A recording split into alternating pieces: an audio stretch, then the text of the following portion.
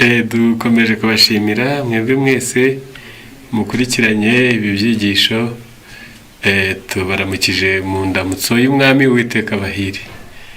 Nge tugiye kubana kuri uyu mwanya ukurikiyeho, nitwa Ntakirutimana Emmanuel, ndi mwene so, musangiye urugendo rujya mu ijuru.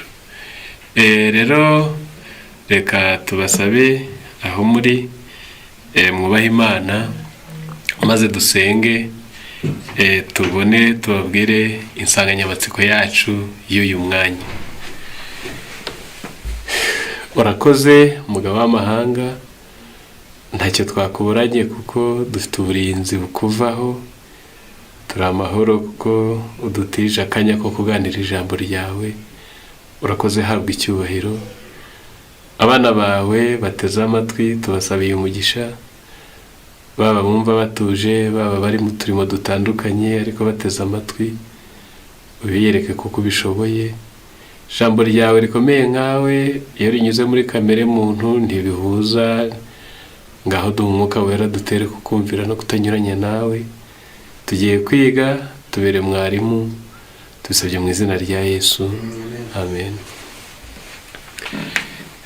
Tugiye kuganirira hamwe insanganyamatsiko tubwira ngo akaga ko kurangara mu rubanza.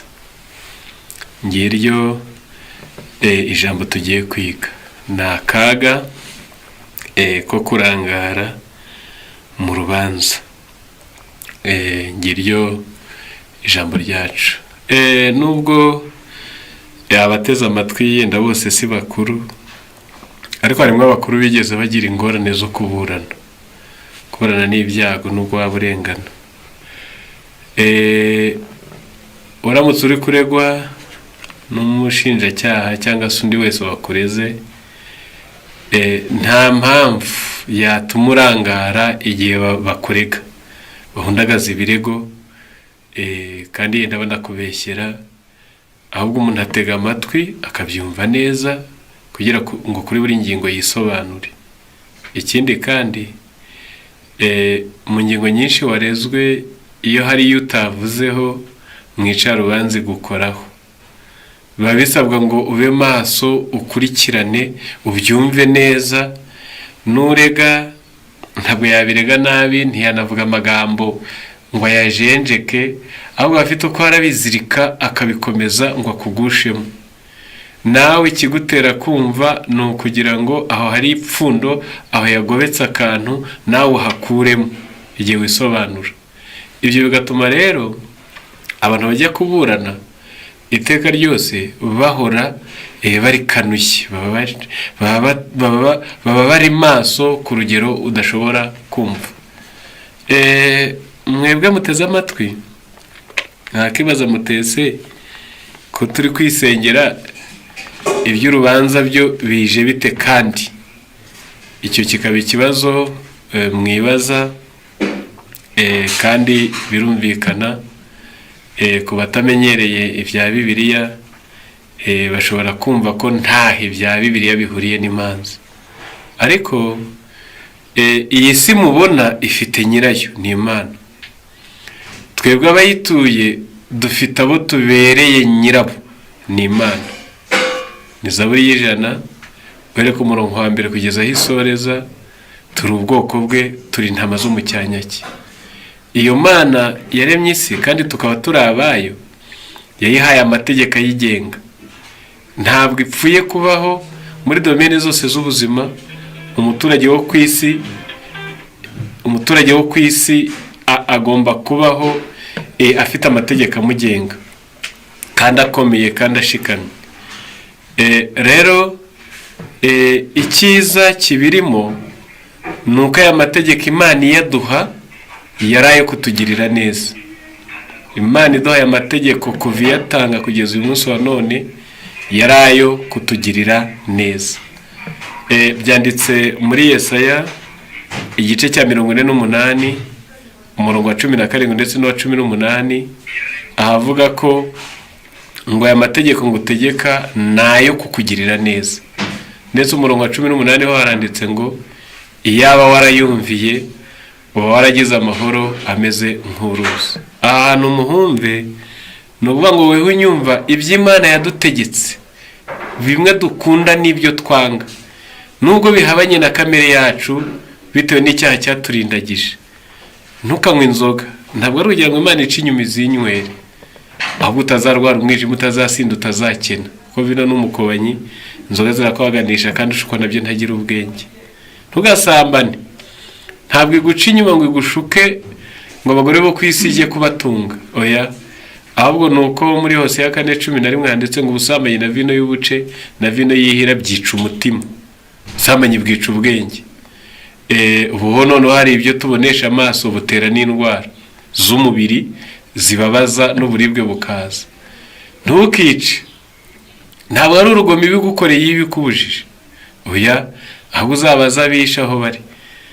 N'udafunze afite ipfunwe, cyangwa se abandi baratorotse, kuko mu migani handitse ngo umuntu wiyerezwa n'amaraso y'uwo yishe ngo azahungaho abicyohe ngo he kugira umwitaho.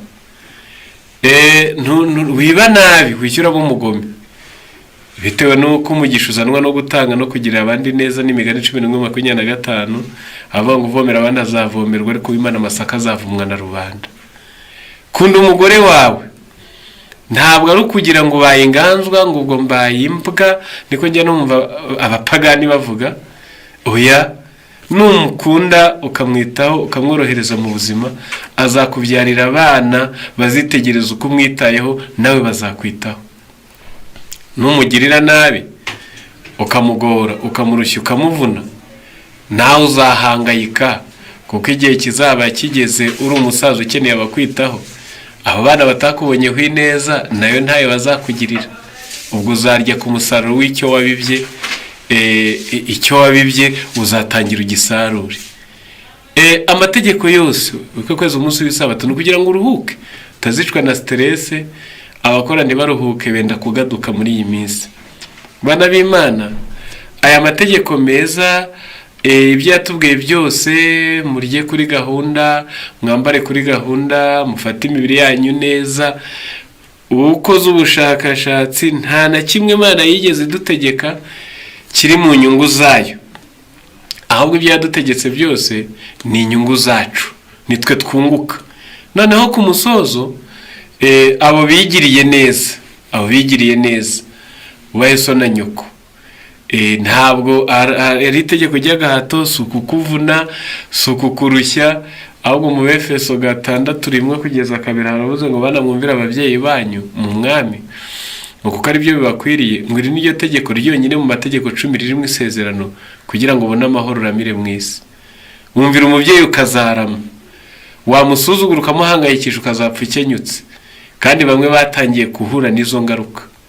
Cyangwa se nawe waburamye ku isi ukazabyara abamuhorera, nabo bazakugenza nk'uko wamugenje. Rero yenda mumaze kumva, noneho Imana mu bwiza bwayo ayo mategeko iduhaye iyo kutugirira neza twebwe, yanagennye ko yagennye ibintu bibiri. Yagennye ko uzabaho ubwo buzima bwo kwigirira neza izamujyana no mu ijuru. Ubwo n'uvuga ngo abazajya mu ijuru ni abazaba barigiriye neza hano ku isi, nta wundi bayigiriye, aribo bigiriye neza, Imana izabajyana mu ijuru. Noneho abazanga kumvira, aribyo byitwa kwanga kwigirira neza, bazarimbuka. Ariko mbere y'uko uko kurimbuka kuza, Imana yagennye ko hazabaho umurimo w'urubanza. Ngaho muri Bibiliya zanyu, abo bazarimbuka bazize ko batigiriye neza. Njya mbisoma bikantangaza mu Bakorinto ba mbere 3:17 avuga ko imibiri yacu ngo ari urusengero rw'Imana, ngo umuntu utsenye urusengero rw'Imana nawe izamutsemba, ngo kandi urwo rusengero ni mwe. Mbese ubwo njyewe mubiri wanjye rusengero, noneho nshizemo inzoga n'ibimogi n'iki birwangiriza, ndarusenye. Ndebye ibibi, numvise ibibi, ndarusenye, kuko no kureba ibibi no kumva ibibi bijya bisenya impagarike. Mbanye n'inshuti mbi, nkoranye n'ababi, ndarusenye. noneho ku musozo ngutsemba urusengero, Imana nawe izamutsemba, kandi urwo rusengero ni mwe. Mbese ubwo ni ukuvuga ngo njyewe nigiriye nabi, Imana izanampemba kuntsemba nzize ko nigiriye nabi. Ariko nubwo icyaha cyaturindagije Satani akatwigarurira, ubu koko ntabwo twari dukwiye kwikunkumura tukamwangira, Satani aducurike atugeze no ku gacuri twigirire nabi. None Imana nayo izahagarara igira kugira ngo mwana wanjye ngiye kukurimbura kuko wigiriye nabi, wangirije umwijima uri kunywa inzoga, watumye abana batagukunda kuko nawe utakunze nyina, watumye inkumi zawe ziburamwo abageni kuko wasuzuguraga se nazo zireba, watumye abaturanyi batanyoboka kuko wabanze kandi nawe barakwanze urahangayika kugeza ubwo wimuka. Uko kwigirira nabi abatsembye impagarike zabo, Imana nayo izabatsemba. Mbere y'uwo murimo rero yagenye ko haba urubanza, kugira ngo uzarimbuka nawe azavuge ko byari bikwiye, atazibwira ngo ubwo yahohotewe. Ngaho turasoma imwe mu mirongo ya Bibiliya, kadusome Petero ya mbere igice ni icya 4 umurongo ni uwa 17, ku bari kugera ku murongo vuba. Turi ku nsanganyamatsiko itubwira ngo akaga ko kurangara mu rubanza. Haranditswe ngo kuko igihe kigiye gusohora, urubanza rukabanziriza mu b'inzu y'Imana. Ariko se niba rubanziriza kuri twe, iherezo ry'abatumvira ubutumwa bwiza bw'Imana rizamera rite? Kandi niba biruhije ko abakiranutsi bakizwa, ubutubaha Imana n'umunyabyaha bazaba he? Ku bafite Bibiliya, ibibazo ntibigira ibisubizo. Igisubizo ni wowe uragishyiraho, kandi ushyireho icyo ushaka. Uko ushaka ko biba nibyo biraba bibaye igisubizo. Mu gihe cy'intumwa hari mu ijana rya mbere, uyu mugaragu w'Imana Petero yarebye mu gihe kizaza, yarebye mu nzagihe, muri future, abona hazaba urubanza. Kuko igihe kigiye gusohora, urubanza rukabanziriza mu b'inzu y'Imana. Yarabibonye rero abona hazaba urubanza.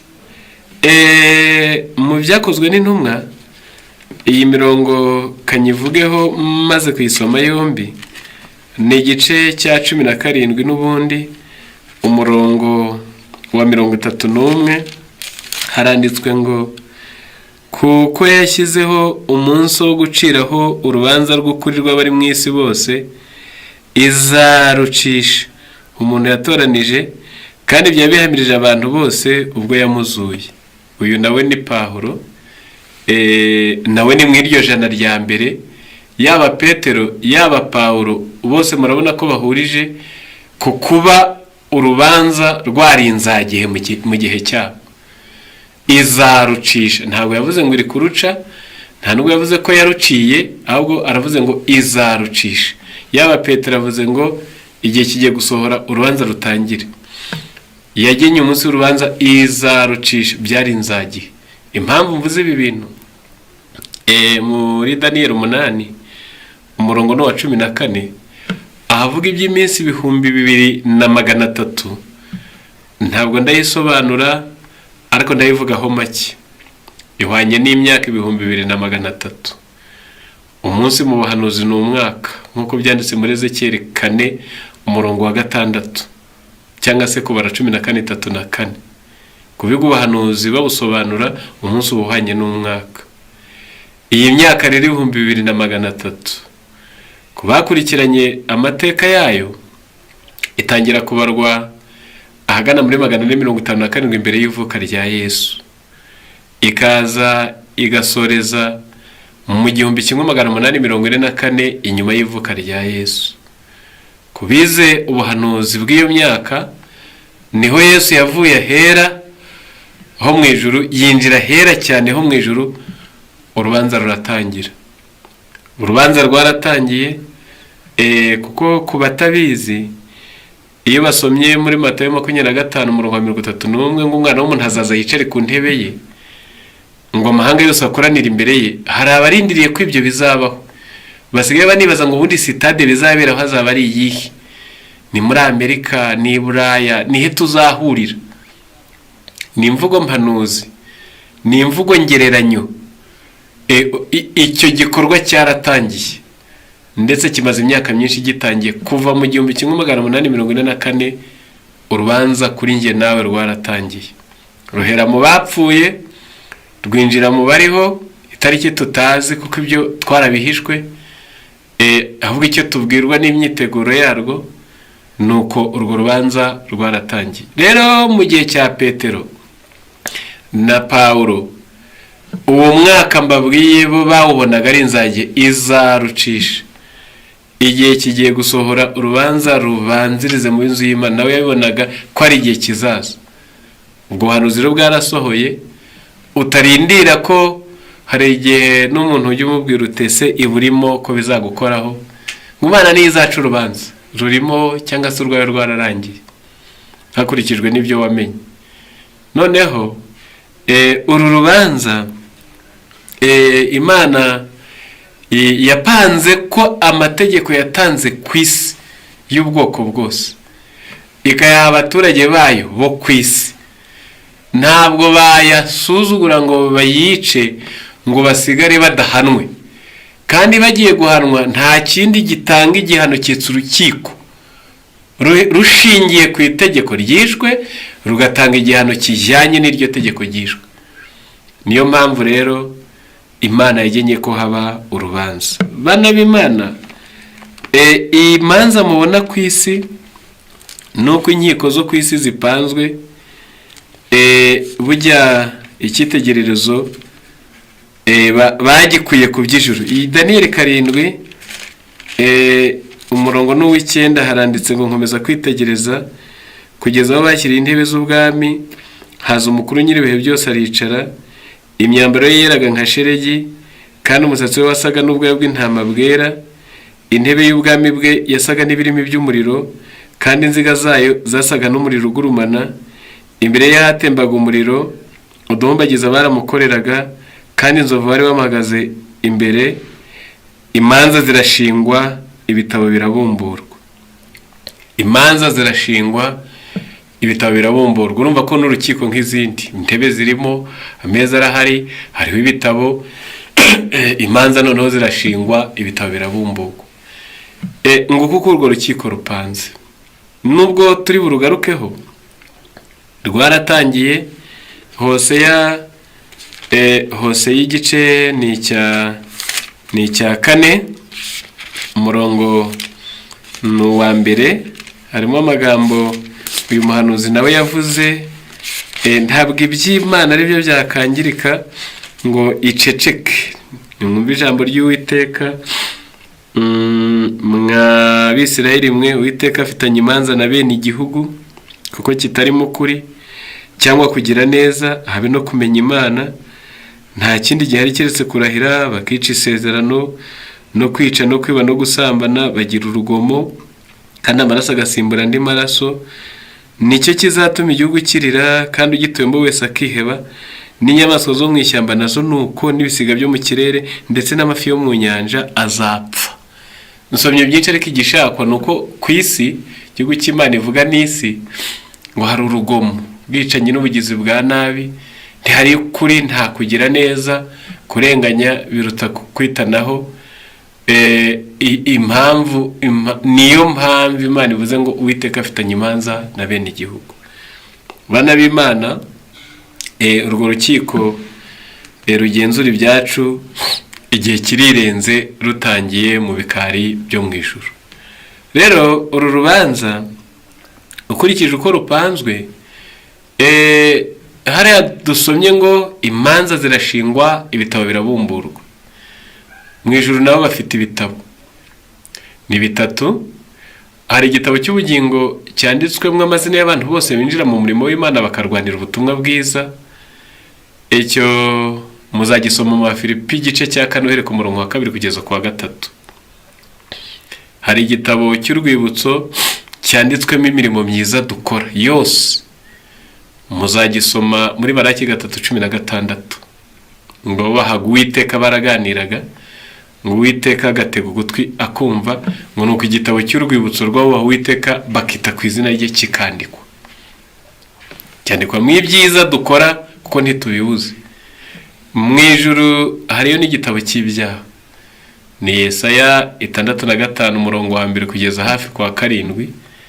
Ahatondetse ibyaha byose, nuko Uwiteka aravuga ngo ibyo byose biranditse imbere yanjye.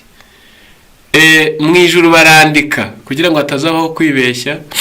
Mu gitabo cy'intambara ikomeye icyigisho cya 28 cyitwa urubanza kagenzuzi, ngo hariho marayika ushinzwe kwandika, ngo ukiranukira kubyandika. Mbese ubwo birasobanuye ngo nawe atakubwe ku nshingano, hakagira akamusoba mu byo dukora, mu byo tuvuga, mu byo dutekereza no mu byo tudakora twari tubishinzwe. Kuko niko icyaha kimeze. Weho unyumva icyaha n'uburyo bune.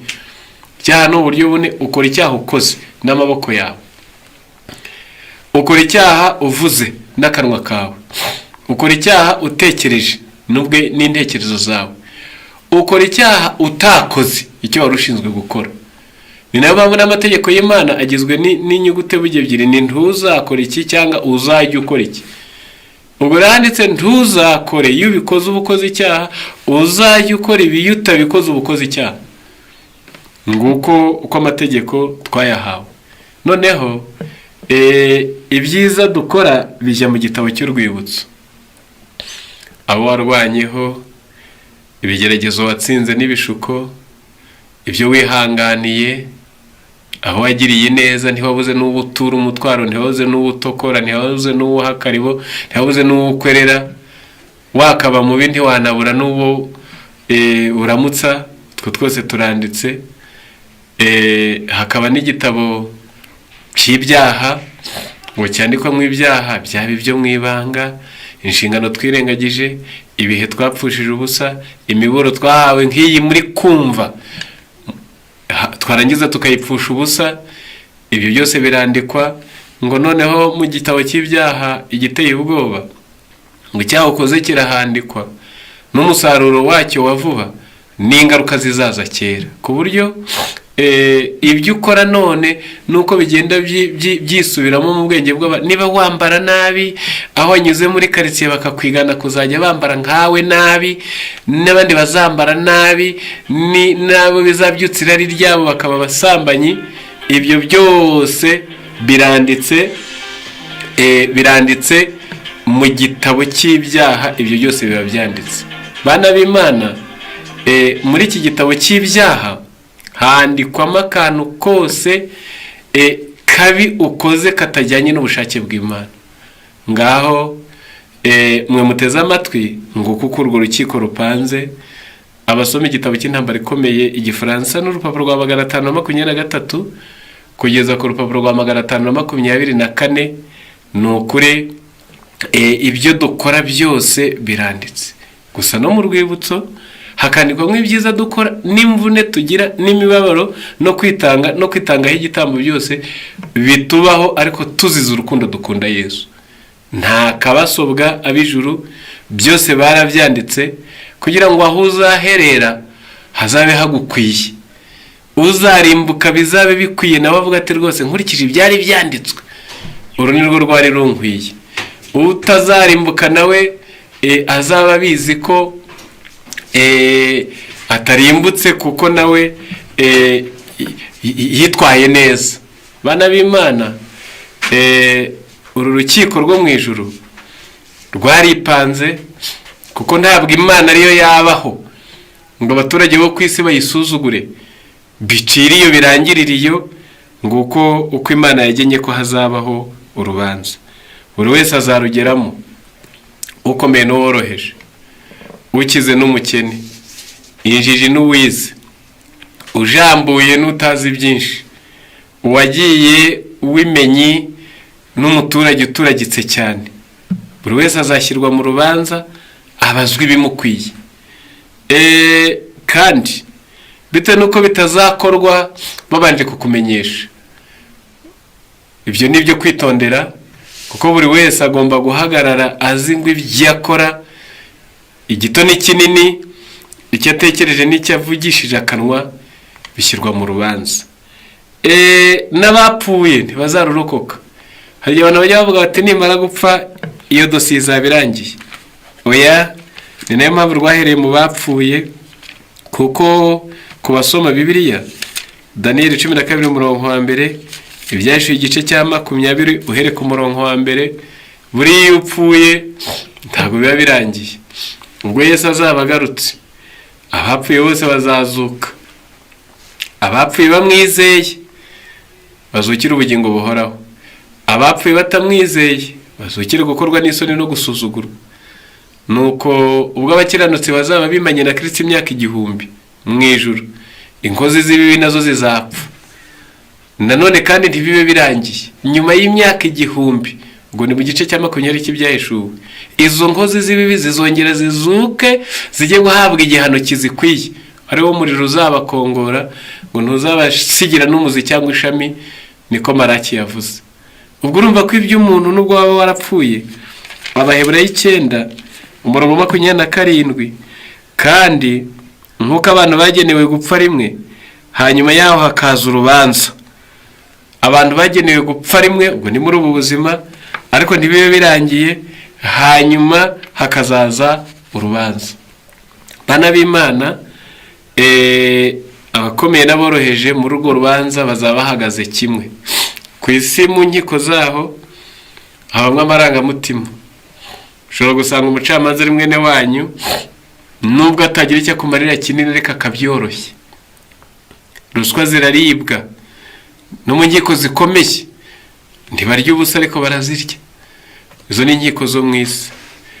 N'abantu bashobora kwibeshya bakagira amakuru make, ukabaca muri humye, ntuhanwe igihano kigukwiye. Ushobora kuba uri incakura, ukaba ari manganya, ukabasobeka bikabacanga, ntuhanwe igihano kigukwiye.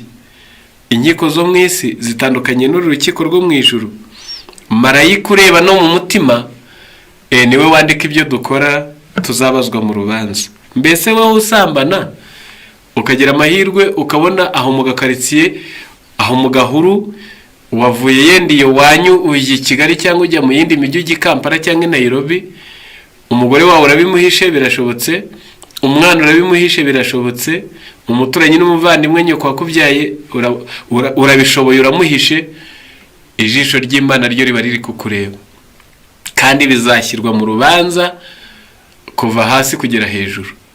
Urahiga utajya wumva ngo ubwo wagufuye ku munzani wawe ukawuyobya, ukaba wibirobo cyangwa inusu. Bibiliya iravuze ngo iminzani ibeshya n'ikizira mu maso y'Uwiteka, ibipimisho biciye ukubiri Uwiteka byanga urunuka. Icyo uranguriraho ntaba ari cyo uheraho abakiriya, bitewe n'uko uzi uko wakigenje. Wahishe rubanda ntawe ukuzi, ariko ijuru ryo rirakuzi, uzashyirwa mu rubanza. Ni nayo mpamvu ubukristo ntabwo ari ukwitondeka no kwishushanya ngo ubone ngo bibi byandama igihango, ubone imbere y'amaso y'abareba hatambutse neza. Ibyo ntibihagije. Uzongera uvuge ngo mbe n'Imana ireba mu mutima nayo nyitambutseho neza, kuko Imana ireba mu mutima, ntabwo ireba ibigaragara. Bana b'Imana, n'uyikunda ni nacyo na Yesu yapfaga n'abafarisayo. Ni Yohana 4:42, aho yababwiye ngo mwebwe ndabazi ko mudakunda Imana mu mitima yanyu. N'uyikunda abagwije umubyizi wo kuyikunda iyo ayikunda mu mutima. N'uyumvira abagwije umubyizi wo kuyumvira iyo ayumvira mu mutima. Wari uzi ko niyo mu bigaragara utabigenje neza, ariko imigambi yari iri mu mutima ikaba ari myiza, uzi kuba wabonye umubyizi. Imana yanezezwa n'imigambi myiza nubwo wabikora nabi, kuruta kubikora neza ukayishushanya imbere ufite umugambi mubi.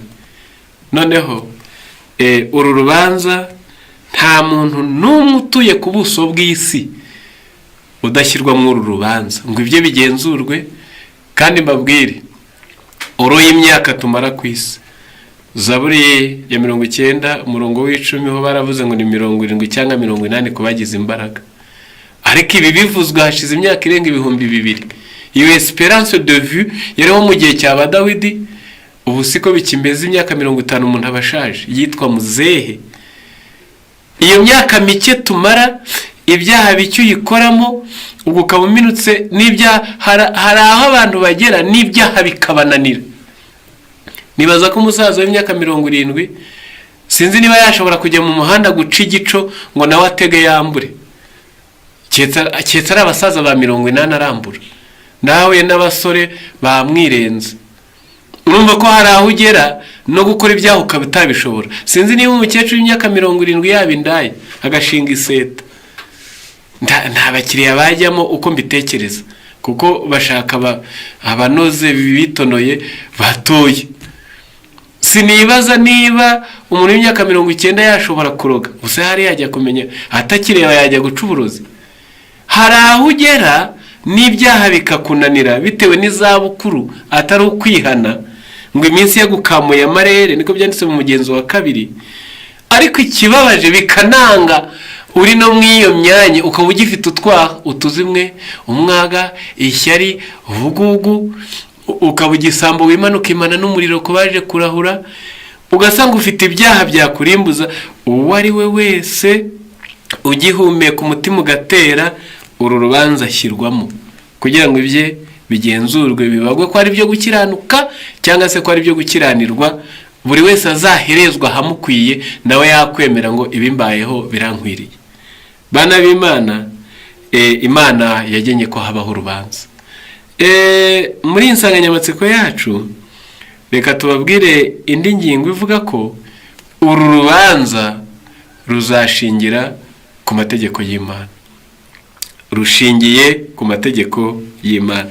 ndasoma imirongo igera muri 2 umubwiriza igice cya 12 umurongo wa 13 n'uwa 14. haranditse ngo iyi niyo ndunduro y'ijambo, byose byarumviswe, wubaha Imana kandi ukomeza amategeko yayo, kuko ibyo ari byo bikwiriye umuntu wese, kuko Imana izazana umurimo wose mu manza n'igihishwe cyose, ari ikiza cyangwa ikibi. wubaha Imana kandi ukomeza amategeko yayo, kuko Imana izazana umurimo wose mu manza n'igihishwe cyose, ari ikiza cyangwa ikibi.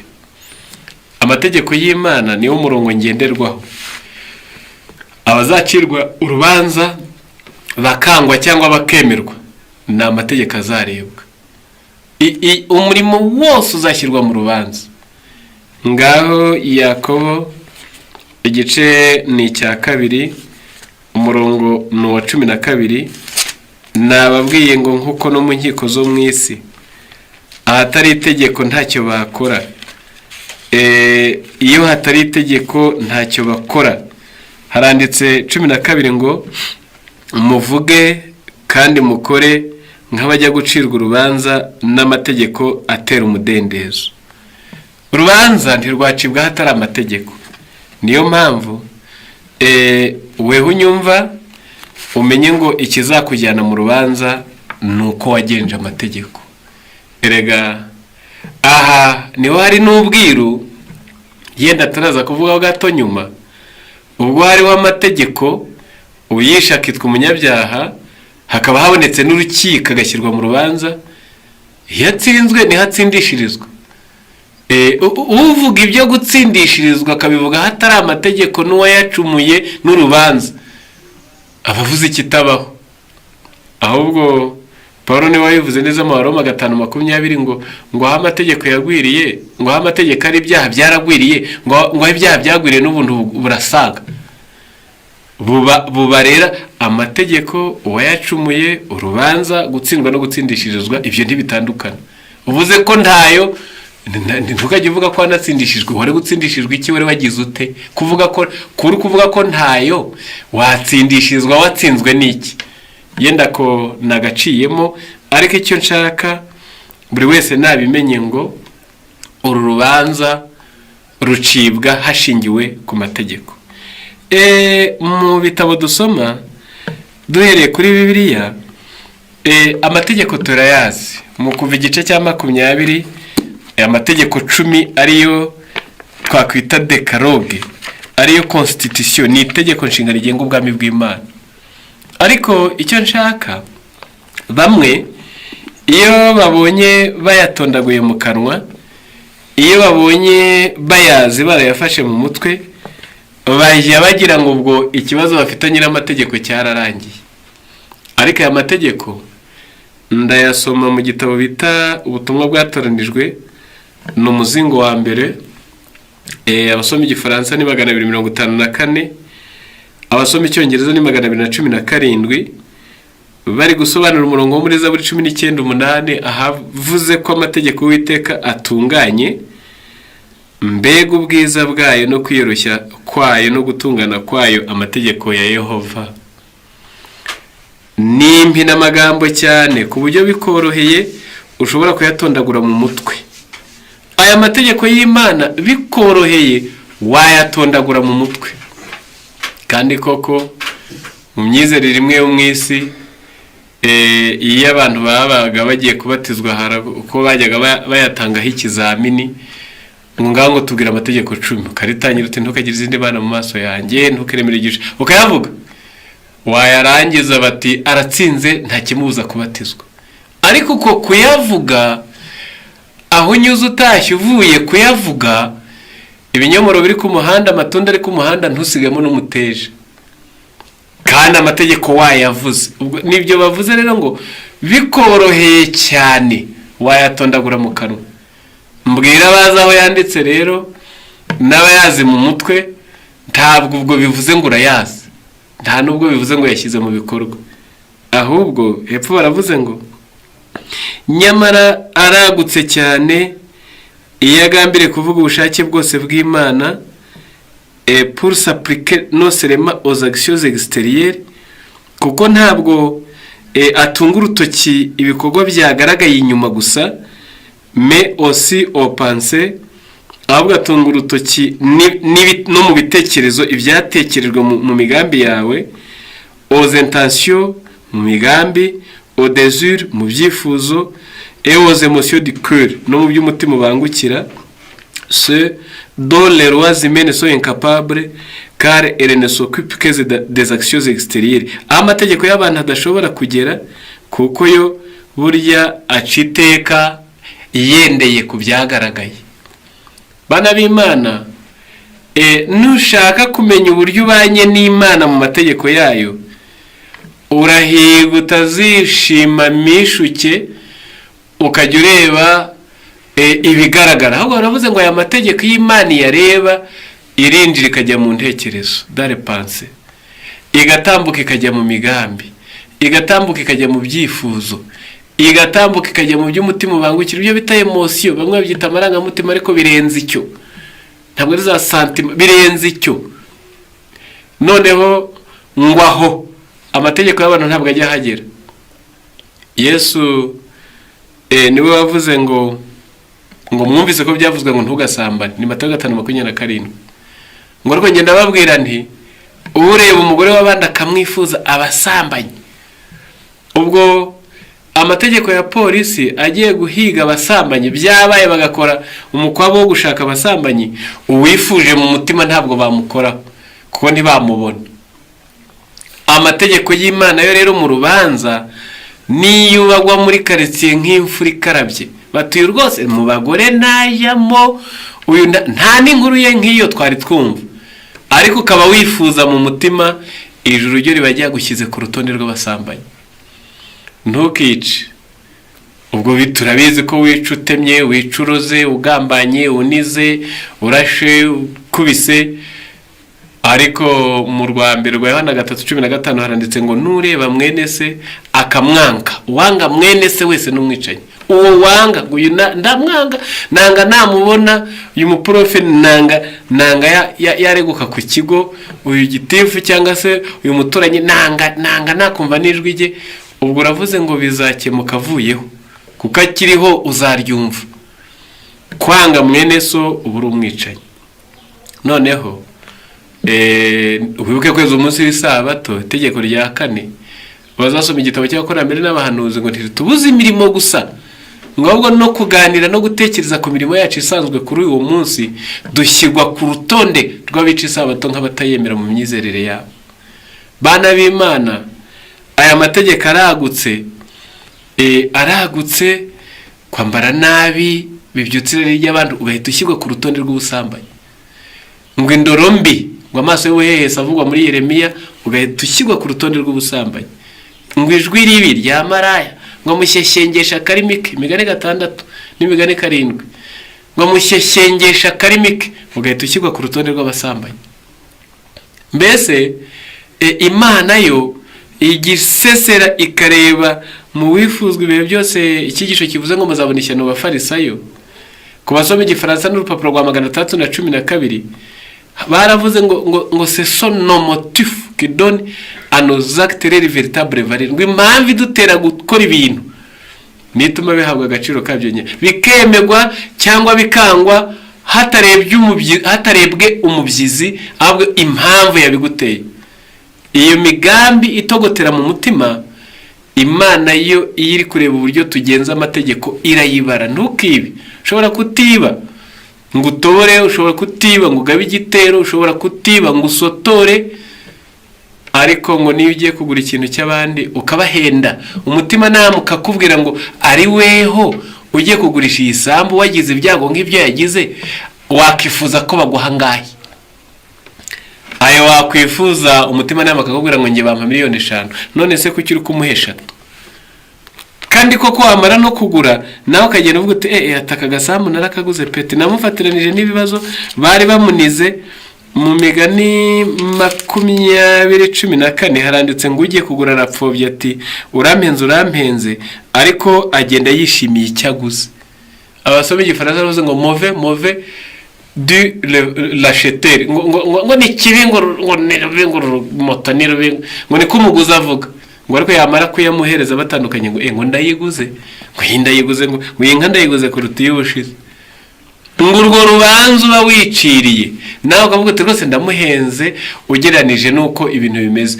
Mu ijuru n'urwo bandika nta rundi bacisha, urwiciriye kuko nawe ufite umutima manama. N'abadasenga batazi Bibiliya mu buzima busanzwe batunze umutima nama, iyo bamwonesheje arababara, ubwo nawe ntukoneshe.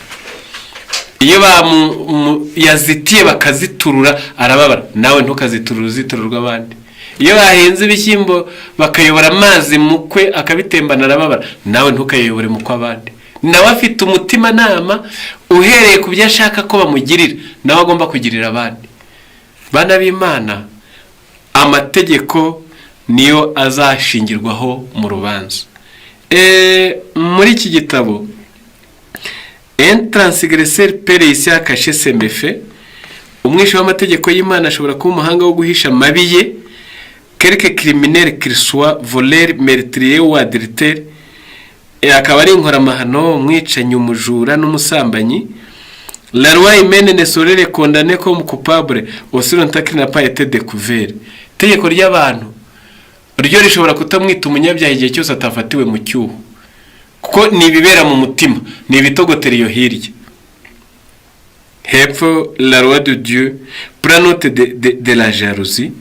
Itegeko ry'Imana ryo niyo ugize ishyari ijuru rirandika, de l'envie iyo ugize igomwa mu ijuru barandika, urwango de la haine mu ijuru bararwandika, ubucakura n'ububi mu ijuru bakabyandika, de la vengeance kwihorera, de la convoitise kwifuza, de l'ambition qui sourde dans l'âme sans avoir encore trouvé à se traduire en action extérieure parce que la volonté y était mais l'occasion a manqué. Iyo migambi mibishe yose icecekeye mu mutima wawe itaraseruka ngo ijye inyuma, mu ijuru barayandika, kuko wari ushaka kubikora icyo wabuze naho bikorera.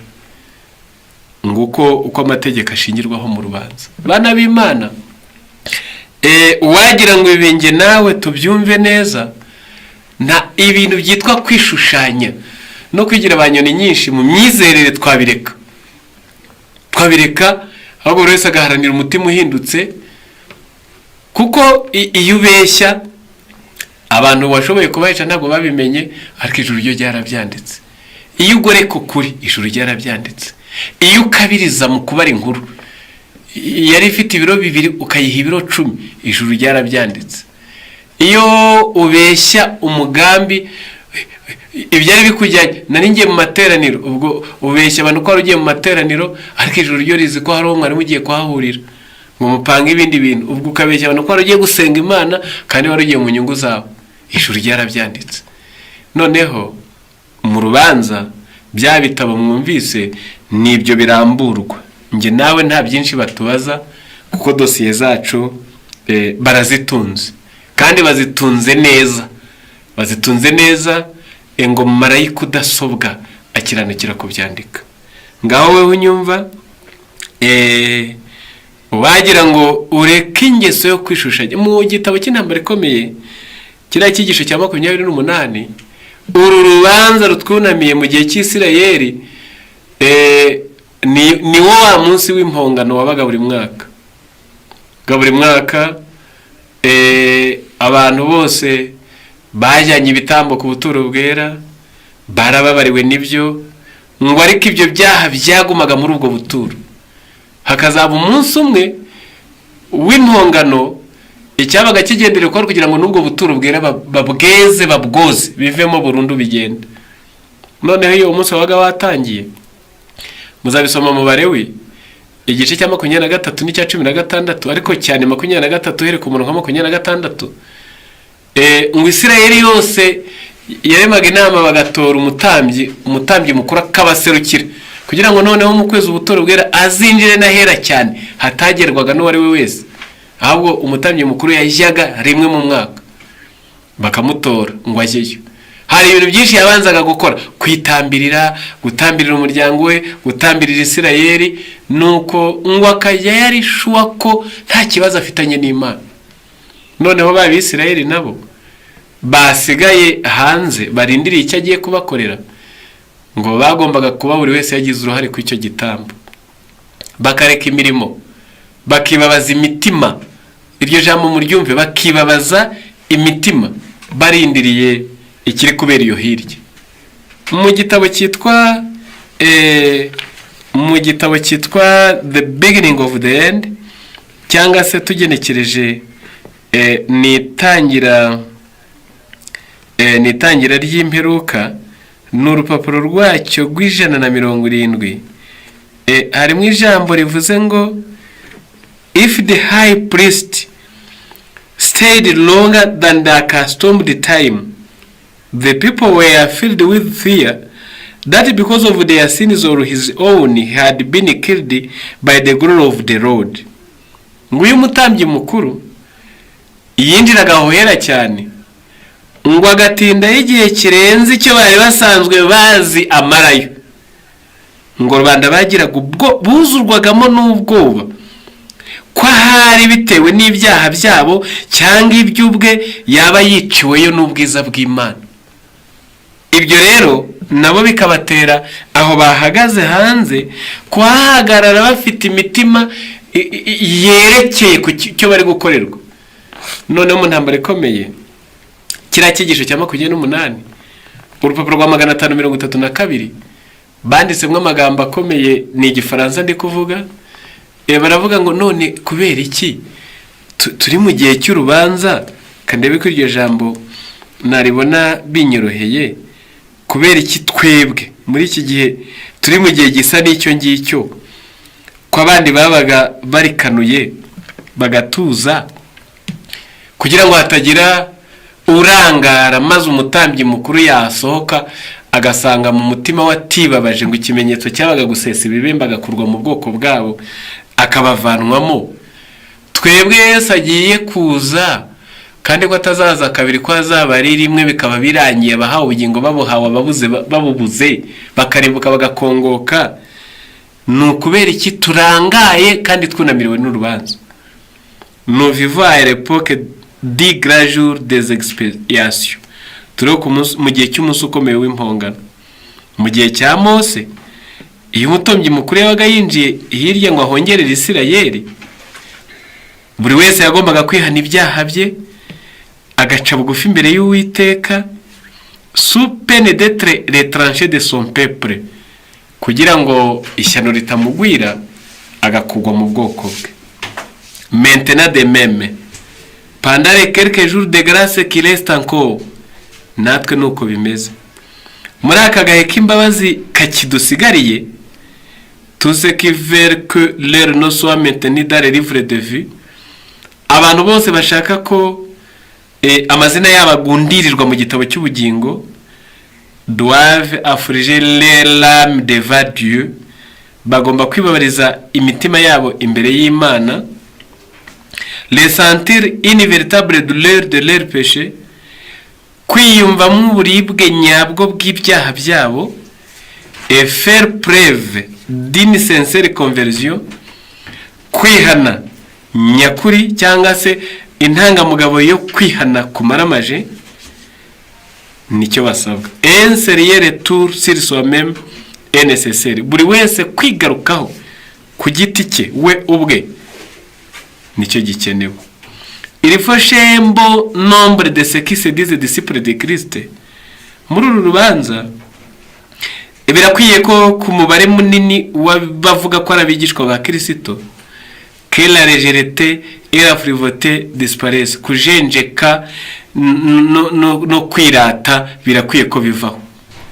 Au prix d'une guerre sérieuse, binyuze mu ntambara ikomeye, on parviendra à vaincre ces tendances mauvaises, ahari yenda bazageza ubwo banesha imiterere yabo mibi, et à remporter la victoire, bacyura intsinzi, car cette œuvre de préparation est une œuvre individuelle. Bitewe nuko uyu murimo wo kwitegura ni uw'umuntu ku giti cye. Nous ne sommes pas sauvés par groupe. Ntabwo tuzakirizwa mu itsinda. Itorero ririmo nubwo ryaba atari dini yayobye ngo mwiga ibinyoma, akaba ari itorero ry'ukuri rivuga ukuri, ryizera ukuri ku ijambo ry'Imana mu mwuzuro wako. Kuri mu itorero ry'ukuri wewe ubwawe ntibikugize umunyakuri. Ntabwo tuzakirizwa mu itsinda ngo ubwo niba ari itorero ry'ukuri ryigisha ukuri, abinjiyemo bose ubwo bazajya mu ijuru. Oya, turi mu itorero ry'ukuri, turi benshi mu itorero ry'ukuri, ariko buri wese ibyo bizajya bigenzurwa ku giti cye. Nous ne sommes pas sauvés par groupe. La piété et la consécration d'elle ne saurait compenser les défauts de s'écarter chez un autre. Kwera no kubonera byumwe ntacyo bizamarira kutera no kutabonera byundi. Quoique toutes les nations doivent passer en jugement, kabone n'ubwo isi yose, mahanga yose agomba kunyuzwa muri uru rubanza.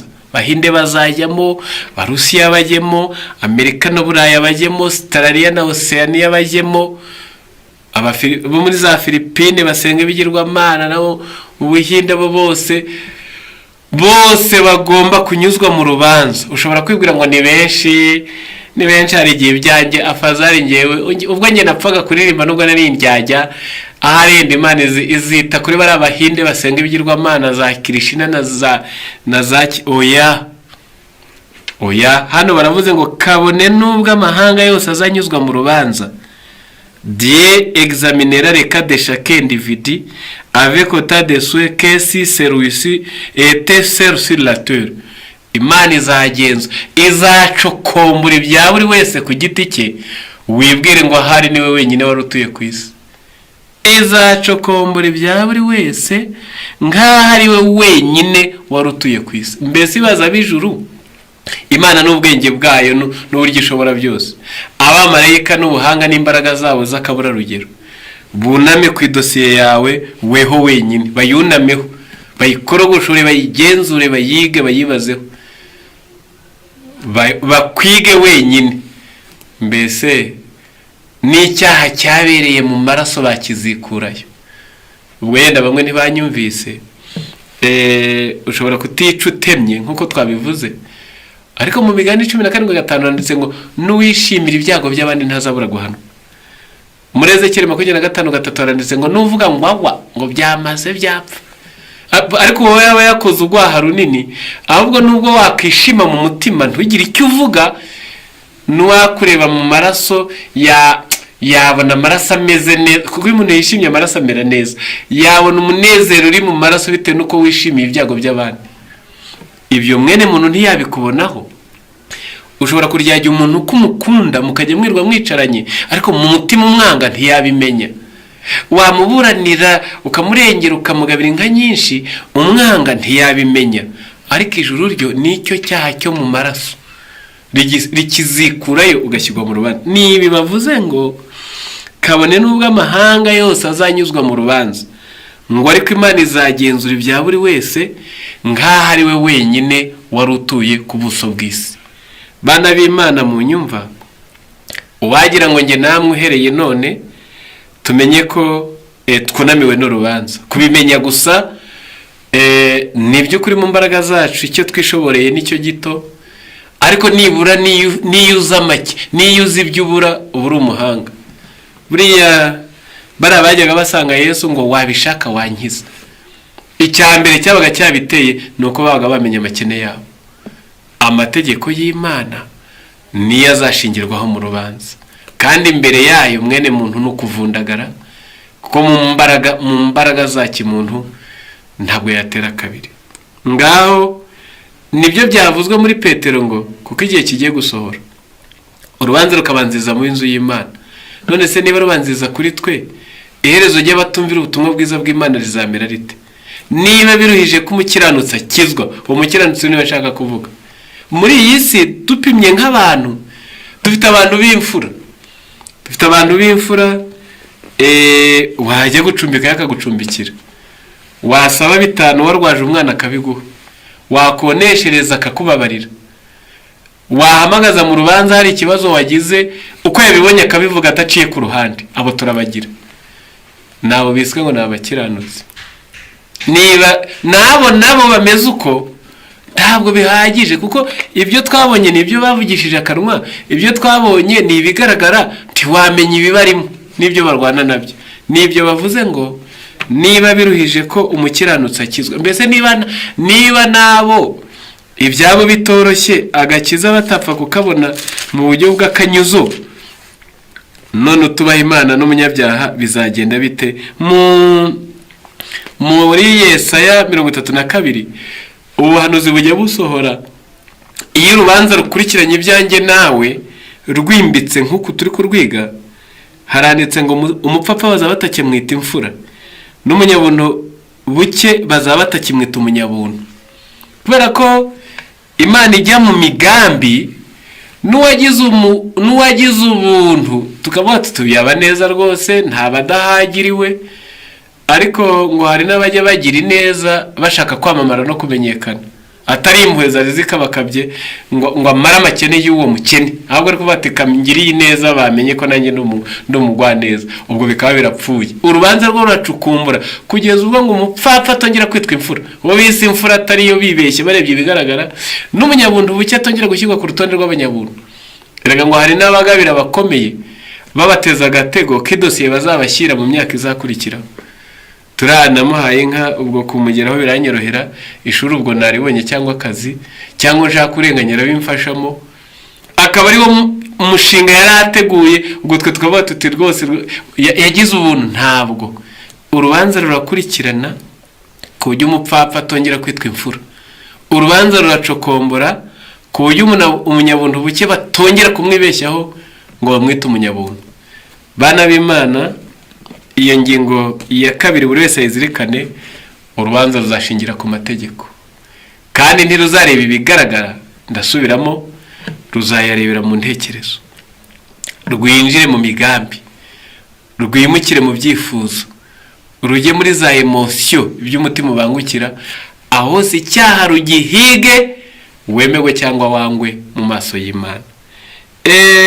Ku ngingo ya 3 reka mbabwire ibindi bizazirikanwa.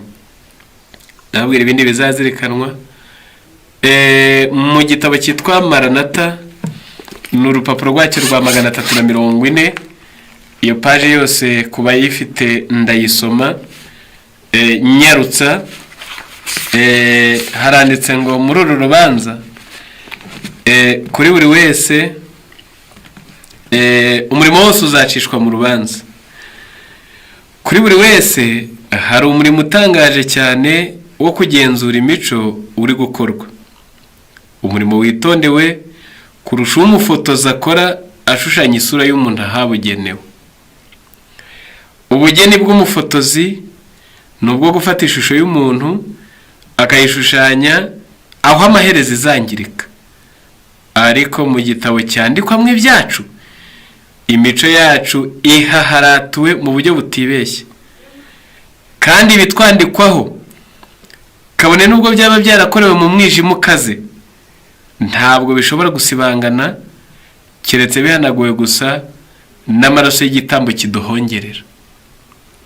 Abamarayika b'Imana bandikana ubwitonzi imico y'umuntu mu buryo butibeshya, nk'uko umunyabugeni ajya ashushanya umuntu uko asa koko, kandi tuzacirwa urubanza hashingiwe ku bitwanditsweho. Igihe urubanza ruzaba rutangiye maze ibitabo bikabumburwa, hari byinshi bizashyirwa ahagaragara bizadutangaza.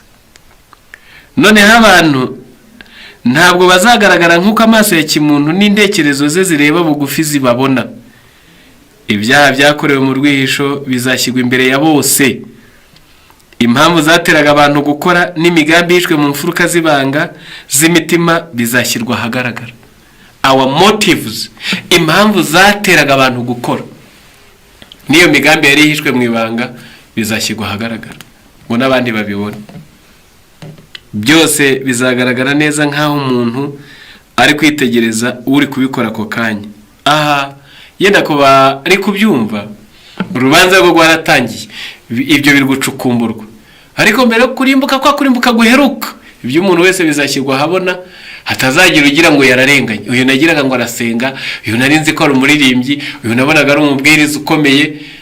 Bizashyirwa ahabona, abantu nabo mu migo bavuga bati ya baba ni ibi yakoraga na burya bwose. Muri icyo gihe gikomeye kandi gishishana, gukiranirwa k'umugabo kuzashyirwa ahagaragara imbere y'umugore we, n'ubuhemu bw'umugore bushyirwa imbere y'umugabo we. Ku nshuro ya mbere ababyeyi bazamenya imiterere nyakuri y'abana babo, ndetse n'abana bazabona amafuti y'ibyaha byaranze imibereho y'ababyeyi babo. Umuntu wibye umuturanyi we akihisha mu kinyoma ntabwo azabona uko ahunga izo ndamu yaboneye mu nzira mbi. Imana ibitse ibitabo byayo ipice ya buri gikorwa cyose cyo gukiranirwa na buri kuriganya kose. Ntimwumva se ko uriya munsi uheruka ubwo ibi byacukumbuwe mu rubanza ku munsi wo kurimbuka guheruka bizashyirwa ahabona, ngo nibwo ngo abagore cyangwa abagabo cyangwa ababyeyi n'abana babo ngo bazatungurwa no kubona ibyo atari yarigeze abona kuri mugenzi we. Atungurwe. Ushaka utazamwara atangira kwita ku rubanza rwe none, kuko ibyaha wihanye biribagirana, ntaho bizahishuka by'iteka ryose. Ariko kimwe wasize kizatuma n'ibindi byose wari warihanye wari wararetse bizikuka bishyirwa ahabona, ku buryo ngo kuri uwo munsi wa nyuma ngo ababyeyi nibwo bazaba babonye bwa mbere imiterere y'abana babo, abana nibwo bazaba babonye bwa mbere ibyaha bishishana byaranze imibereho y'ababyeyi babo. Hazaba ikimwaro, umutima nama uzaba umunyakuri mu kwibutsa umunyabyaha icyaha cye kandi umucireho iteka, maze kuri uwo munsi asangwa adashyitse. Intekerezo zizibuka buri gitekerezo cyose na buri gikorwa cyose cyatambutse. Imibereho y'umunyabyaha yose izanyuzwa imbere y'abantu nk'abareba sinema. Uru rubanza ruri gukorwa mu ibanga, uwaba umunyabwenge n'uwaruzirikana akareka kurangara, kugira ngo umusozo wago ririya somwa riheruka ribanziriza kurimbuka, ibyawe bitazashyirwa hariya ukamwara, ngo ibyawe bizarebwa nk'abareba sinema.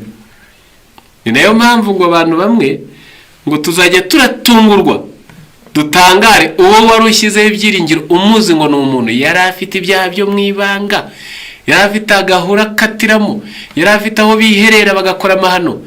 Ibyo byose bizaboneka ngo isi yose birebe nk'abareba sinema. Bana b'Imana, akaba ariyo mpamvu ibi mugomba kubizirikana.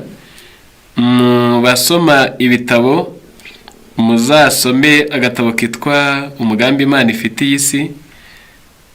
Hari byinshi bizitabwaho mu rubanza, hari byinshi bizitabwaho mu rubanza rwa mwene muntu, reka mvuge bimwe bikurikira. Muri uru rubanza ibi bintu bikurikira bizitabwaho: kubaho k'umuntu kuzitabwaho, kavukire, indemano n'uburere bizitabwaho, imyizerere n'ubumenyi bw'umuntu bizitabwaho, imico n'imibanire y'abantu bizazirikanwa, ubugiraneza n'ikinyabupfura bizacukumburwa, imikorere y'impano n'itaranto izasuzumwa, igihe n'ubushobozi by'umuntu bizashyirwa ku munzani, imvugo, inama n'imyigishirize nabyo bizagenzurwa, gahunda y'ubuzima bw'abagabo n'abagore nayo izazirikanwa, igihe umuntu yabayemo, ukuri kwa Bibiliya yamenye n'urwego yarimo, byose bizakurikiranwa, imirire n'iminywere n'ingaruka zabyo nabyo ntibizarenzwa amaso.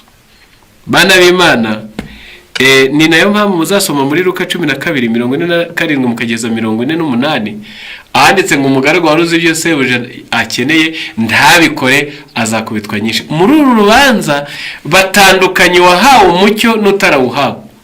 Akaba ari nayo mpamvu uyu munsi wa none tujya duhangana n'ibibazo bivuga ngo kuki abaporotestani bo mu gihe cya mbere bataruhutse isabato, ba Luteri n'abandi, akaba ari ibihanganye dufatiraho icyitegererezo. Imana icira umuntu urubanza ihereye ku mucyo yari yarakiriye. Umucyo Luteri yakiriye ntiwigeze umugeza ku isabato. Ni na mpamvu ntambara ikomeye handitse 158 ngo umucyo Luteri yari yarahawe ntabwo yahawe umucyo wose, yahawe wo kumushoboza no kumuyobora mu gihe cye. Apfuye avuyeho natwe tugenda twongererwa undi mucyo, kuko niko Imana ikora. Ntabwo rero wowe uzica isabato twakuburiye, ukica isabato twayikwigishije, ukica isabato uyisoma mu bitabo, ukica isabato utunze Bibiliya, ngo uzahanwe kimwe n'uwayisha atayizi, ngo uzafatwe kimwe n'utarigeze abona kuri Bibiliya, kubera ko amategeko y'idini rya Roma yari yamaze gukumira isomwa rya Bibiliya, byabaye sakirirego. Ntayo yabonye, we ntabyo yigeze asoma, ahubwo ubupfura yari afite, gake yarazi gusenga Imana yari yarabwiwe, niba yarabigenzemo neza azajya mu ijuru. We wamenye byinshi biruta ibye, ukareka kimwe kandi waraburiwe, ubura ubugingo buhoraho. Niyo mpamvu ngo umugaragu wari uzi ibyo shebuja akeneye ntabikore azakubitwa nyinshi. Abaroma 2:12 ngo abapagani batazi amategeko bashobora kuzarimbuka bazize ibindi badahawe amategeko. Ntibazahorwa amategeko. Ntawe. Imana ntigira amatiku, Imana ntigira inzika, ntirenganya, n'umucamanza utabera, ntawe yahora ibyo atarazi. None nawe unyumva, amategeko y'Imana ntayuzi, kuva 20 aho yanditse ntahuzi, cyangwa uri ku rutonde rwa babandi bajye bahimba inzitwazo zo kugoreka no guhimbahimba ngo batanumvira ibyo Imana yavuze. Bana b'Imana, ibyo byose bizagenzurwa, kandi icyo mbabwira mugomba kuzirikana muri uyu mwanya twunamiwe n'urubanza, Satani nawe ngo ari kugenda ahugenza agahugenza, ngo ari gushaka ikintu cyose cyatuma mwene muntu adahakanya kwibaza ku rubanza rumwunamiye. Azana gukunda iby'isi, bya binezeza n'ibirori, azana ubukene nabwo ukabuhugiraho, azana umutima wo kutanyurwa ukaba udakenye ariko ukajya uhora mu by'isi, imishinga idakuranamo. Mu gitabo cy'intambara ikomeye ku rupapuro rwa 535 uku guhugenza kwa Satani sinabura kukuvugaho. Haranditse ngo le conflit qui se livre entre Jésus-Christ et Satan depuis bientôt 6000 ans touche à son terme. Intambara ishyamiranyije Kristo na Satani igiye kumara imyaka 6,000 aho bigeze irakomanga ku iherezo. Aussi Lucifer, le double tir d'énergie, dans sa tentative de faire échouer l'œuvre de sauveur en faveur de l'homme. Icyo Lucifer ari gukora wo ni Satani, ngo ari gukuba imbaraga ze kabiri, ngo agambiriye kuburizamo umurimo umukiza ari gukorera mwene muntu mu buturo bwera bwo mu ijuru. Gwenda nibutse bamwe ubwo urubanza rwatangiraga, n'ubundi Yesu arahera cyane ho mu ijuru, abihanye ibyaha byabo, ababyihanye babikuye ku mutima, ari gukora umurimo wo kubahongerera ngo bababarirwe bemerwe. Noneho ngo Satani nawe ari kugera akora icyaduhugenza kugira ngo uwo murimo wo kuduhongerera no gutuma Imana ihanagura ibyaha byacu ngo itwemere, ngo ari gukora icyatuma uburizwamo mu buturo bwera bwo mu ijuru. Kandi mwumve, uwarogoya ntabwo ari Yesu uri mu ijuru kuko ntiyabishobora, ahubwo batwebwe bakagombye guhoza intekerezo mu ijuru, bakaba maso ngo tumushyikirize dosiye zacu azigeho, amaraso ye ayakoresha ahanagura ibyaha byacu byananiranye. Nitwe barangaye, nitwarangaza. Retenir les âmes dans les ténèbres, kugundirira imitima mu mwijima, l'impenitence no mu kutihana, jusqu'à ce que le ministère sacerdotal de Jésus prenne feu, kugeza ubwo umurimo w'ubutambyi wa Yesu ugira iherezo, et qu'il n'y ait plus de sacrifice pour le péché, hatakiriho igitambo cy'icyaha. Tel est son objectif, ng'umugambi Satani afite.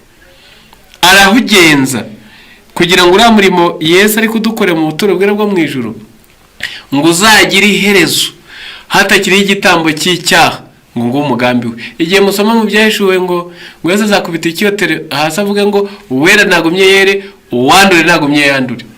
Ubwo icyo cyotero afashe, aho amasengesho y'abasaba imbabazi azamuka mu ijuru akajyamo, kikavangwa n'imibavu ye, ngo kurangara kwawe kurangara kwanjye isaha izagera kirambike hasi, uwo murimo bawurangije.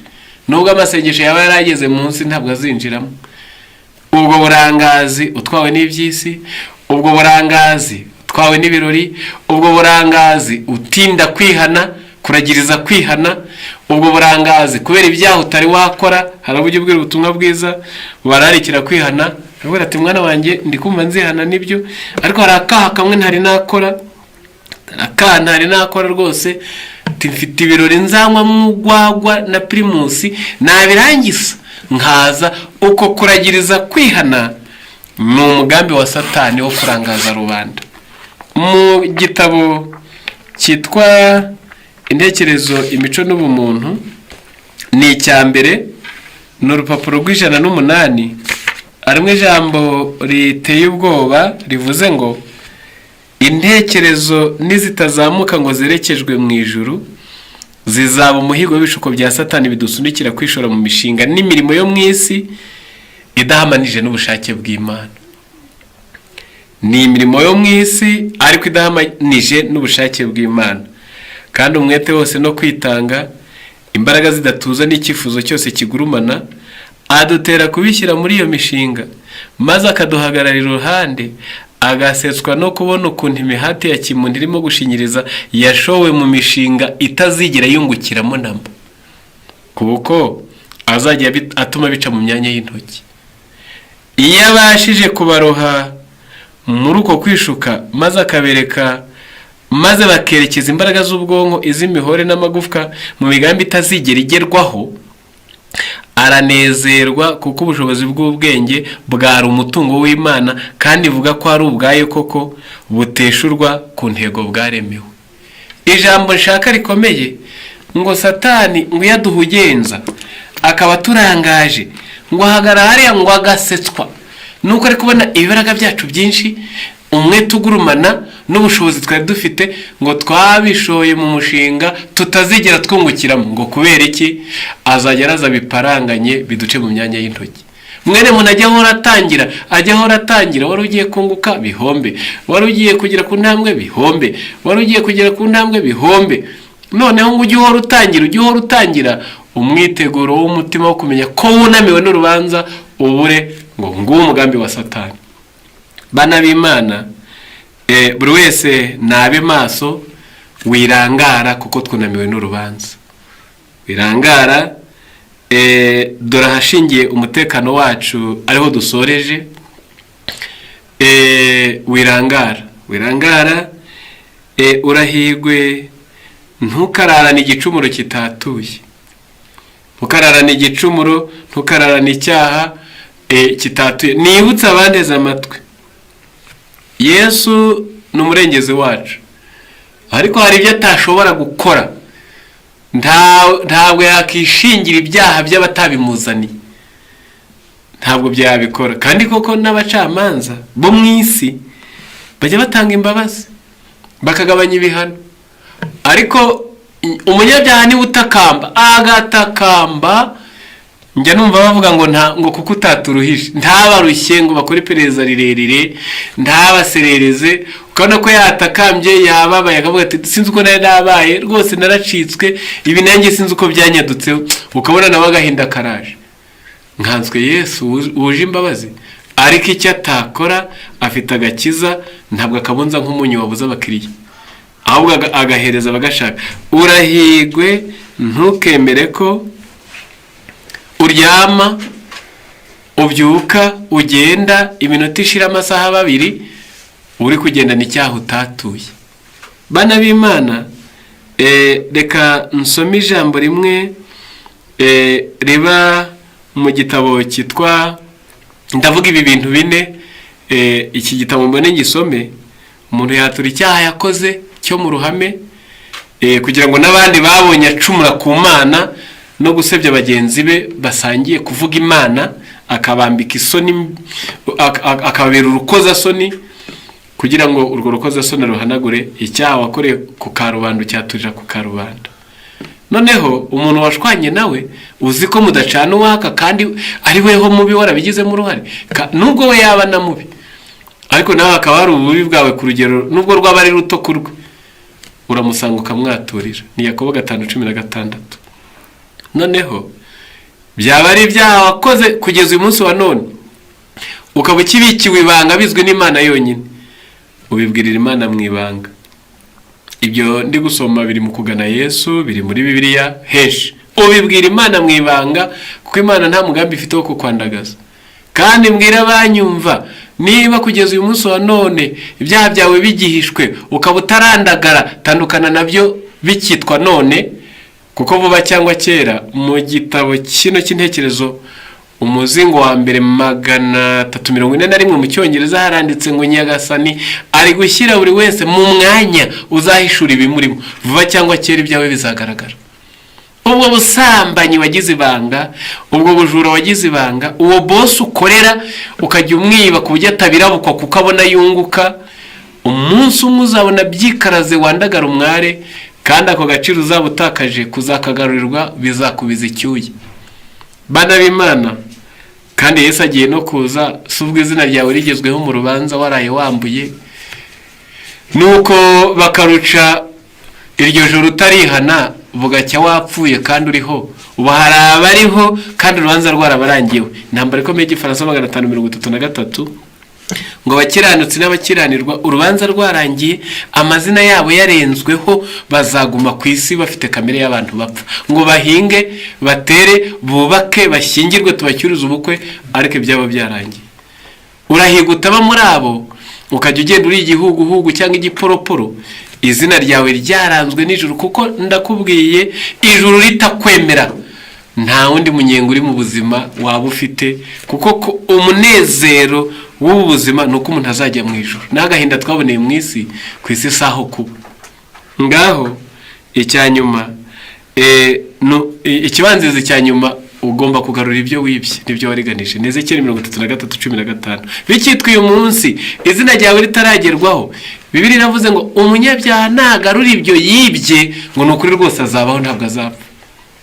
Tanguranwa ejo izina ryawe mu bikari byo mu ijuru batarigeraho, ukirara kuri mataro wibye, ugicuruza igishoro wibye, ugituye mu kibanza wambuye, subiza ibyo wibye, nukuri izina ryawe rizagerweho ijuru rikwemera. Noneho icyanyuma, niba hari uwo washebeje izina rye ukaryangiriza, mu gitabo cyitwa Kwizera Mbayeho cyangwa se Faith I Live By, urupapuro rw'32, hari aya magambo avuze ngo, if we have in any manner defrauded or injured our brother, we should make restitution mu buryo bumwe cyangwa ubundi. Niba hari mwene data twariganije cyangwa se tukamuhemukira, bikitwa uyu munsi turasabwa kumusubiza ibyo twamuriganije, turasabwa gukemura igihemu twamugiriye.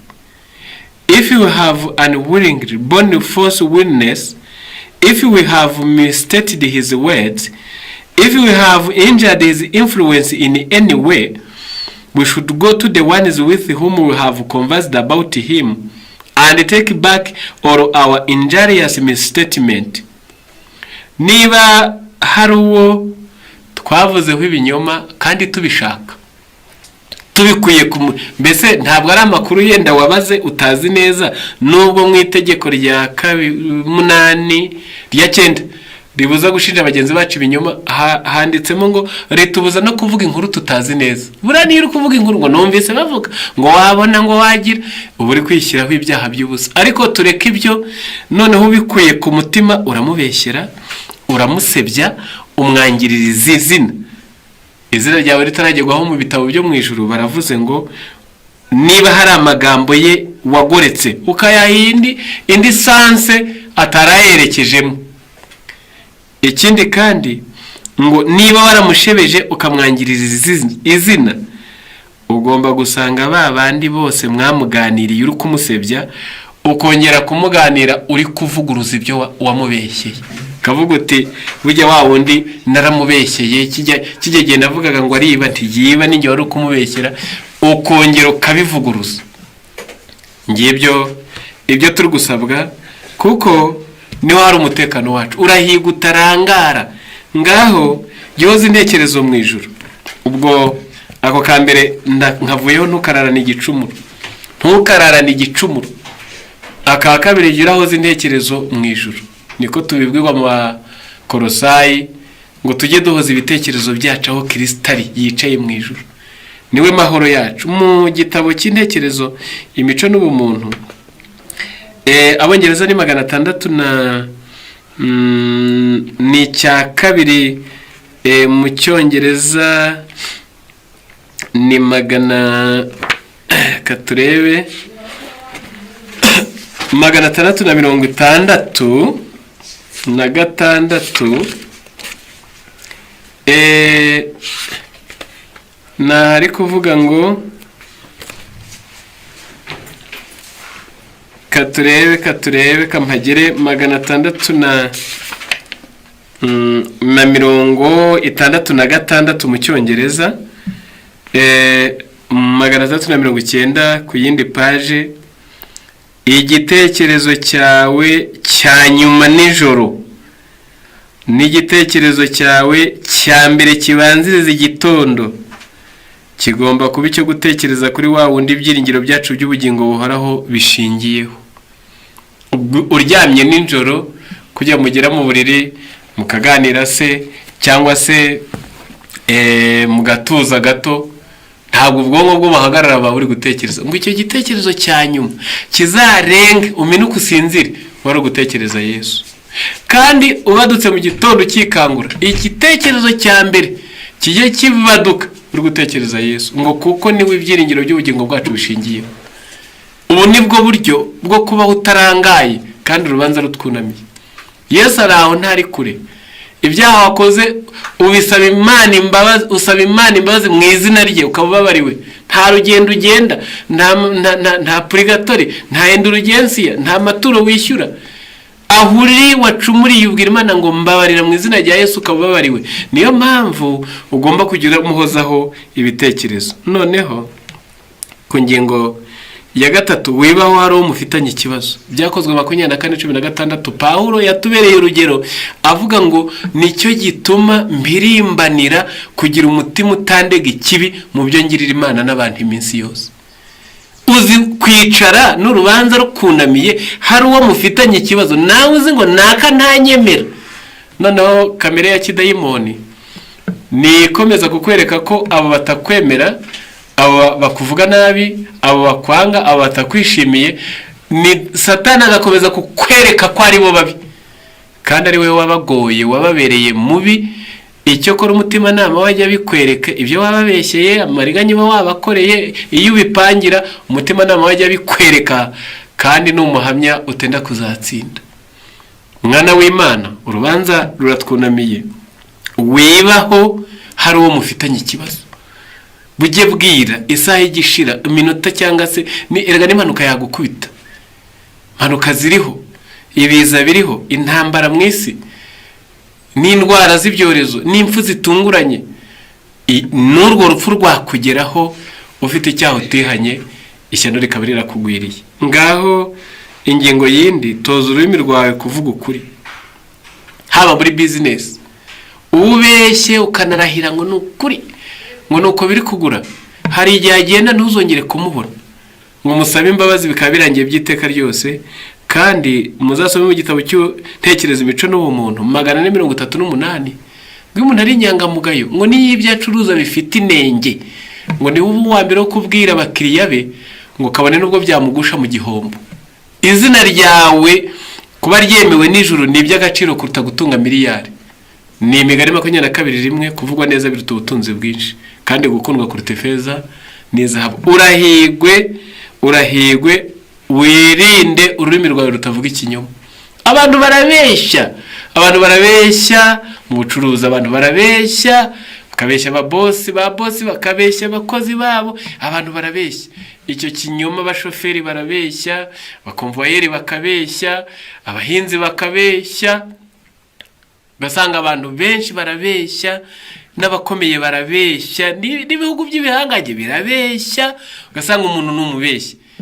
Mwana w'Imana ushaka kuzajya mu ijuru, urahirwe akanwa kawe katazavuga ibinyoma. Mu gitabo bita Abami n'Abahanuzi, banditse mu ijambo rikomeye cyane ku rupapuro rwa 252, baravuga ngo truth is of God, ukuri kuva ku Mana. Deception in all its myriad forms is of Satan. Ikinyoma mu masura yacyo za miliyari kiba kivuye kuri Satani. And whoever in any way depart from the straight line of truth is betraying himself into the power of the wicked one. Kandi umuntu wari we wese utandukana no kuvuga ukuri kwahuranije igihe icyo ari cyo cyose, aba yigambaniye kandi akishyira mu biganza bya wa mubi. Those who have learned of Christ will have no fellowship with the unfruitful works of darkness. Abantu bigiye kuri Kristo nta bumwe bazigera bagirana n'imbuto z'umwijima. Na Efeso 5:11. In speech as in life they will be simple, straightforward and true, for they are preparing for the fellowship of those who holy ones, in whose mouth is found no guile. Ngo mu magambo yabo n'imibereho yabo bazaba abantu boroheje, bazaba abantu bavuga ukuri kwahuranije, babanyakuri mu mutima, kuko bari kwitegura kuzabana n'abera, babandi Bibiliya ivuga mu byacyo 14:5 ngo mu kanwa kabo ntihigeze haboneka ikinyoma. Bana b'Imana, urahigwe utazavuga ikinyoma. Hungira kure ubucuti, hungira kure imirimo yose ishobora kugutandukanya n'Imana. Hunga ibishuko, kwifatanya nawe byonona ingeso nziza. N'Abakorinto ba 2:16-3. Imirimo, ahantu, abantu, ibintu byose bishobora kuba igishuko bikagutandukanya n'Imana. Muri iki gihe twunamiwe n'urubanza, ubihungire kuri. Noneho ku musozo, mu byo ugirira bagenzi bawe, jya ubakorera ibyo wifuza ko bagukorera. Matayo 7:12. Nuko ibyo mushaka ko abantu babagirira byose mujye mubibagirira namwe, kuko niyo mategeko n'ibyahanuwe. Bana b'Imana, uyu murongo ni uzaca urubanza rw'abatuye isi bose ku byo bajyaga kugirirana. Kuki wagiye gukomanga ku rugo rw'abandi ugasambana n'umugore w'abandi, uwari kujya iwawe wari kubyemera? Kuki wonesheje imyaka y'abandi ukabihakana, uwari kukoneshereza agahakana wari kwemera ukanyurwa ukishima? Kuki wateye inkumi z'abandi inda ko nawe ubyiruye, uwazitera amada wanyuka ukavuga ngo ni sawa, biciyemo ni kimwe ku kindi? Kuki iyo bakugurishije babigabanije uburana, weho kuki ubigabanya ntiwumva ucumuye? Muri ibi bihugu bajya batendeka abantu mu matagisi, ibi bidukikije cyane cyane, niho umuntu iyo yabonye intebe yicaye neza yumva yishimye akagara nka dendo. Noneho umunsi atabonye intebe kandi bumwiriyeho bamusize no mu nzira yahagwa, ajya yinginga shoferi ngo nushaka untendeke, ngo nushaka ngende nunamye hejuru no kwipine mpagende, ariko utansiga mw'iri shyamba. Ubwo bagenze bw'ibihugu ibyo mvuga barabyumva. Nuko bahamutwara akishima akanezerwa kandi yagiye hejuru y'ibitugu by'abandi. Ejo yaba yicaye sasa, hari uwo bagiye kumutendekeraho nawe wagize ibyago nk'ibyo yari yaragize ejo bundi, agatangira kubyimba ngo ibihugu bitagira polisi we none akibuka amategeko, ari ukugira ngo atagira mugenzi we ibyo yifuzaga kugirirwa. Yenda urwo rugero sindutanze ngambiriye ikindi, ngambiriye kukubwira ngo ibyo ushaka ko bakugirira, ibyo ujye wumva ushaka ko bakugirira, ujye ubikorera abandi. Wowe muganga ku bitaro, abakecuru baza ukabakabukira ngo jya muri shiririzi, shwiririjwe ntanayizi, ngo mva imbere nakubwiye, ari nyoko niko wabigenza, cyangwa undi muganga abikoze nyoko wakwemera. Jya uhora uzirikana ko ibyo ugiye kugirira abandi, urebe niba babikugiriye nawe umutima wanezerwa.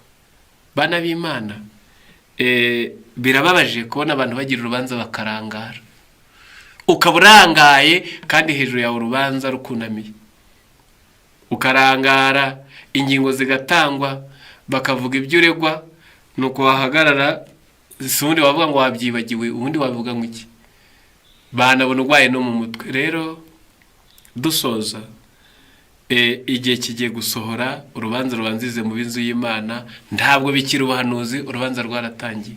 Wewe unyumva, ukize n'ukennye, uwize n'injiji, ukomeye uworoheje, uwamamaye n'utazwi, usenga n'udasenga, urubanza ruratwunamiye kandi buri wese utuye ku isi ibyo bigomba kugenzurwa nk'aho ari we wenyine wari utuye ku isi.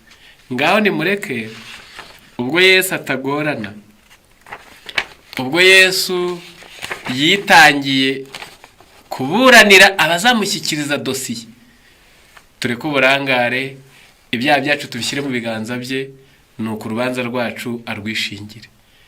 Ndabibasabiye, Imana ibaha ubwo bwenge bwo guhunga mu izina rya Yesu.